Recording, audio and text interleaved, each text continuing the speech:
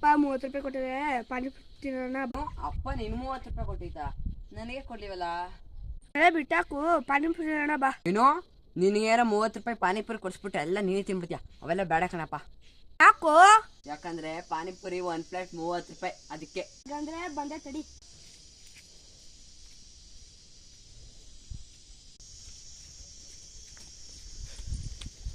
ತಗೋ. ಏನೋ ಇದು? ಏನೋ ಅಂದ್ರೆ ಪ್ಲೇಟ್ ಅಷ್ಟು ಗೊತ್ತಿಲ್ವಾ? ಇದು ಪ್ಲೇಟ್ ಅಂತ ಗೊತ್ತು, ಯಾಕೆ ಅಂತ ಹೇಳು. ಪ್ಲೇಟ್ ಪಾನಿಪುರಿ 30 ರೂಪಾಯಿ ಅಲ್ವಾ? ಹೌದು. ಪ್ಲೇಟ್ ನಮ್ಮ ತಾನೆ, ಹೆಂಗ್ 30 ರೂಪಾಯಿ?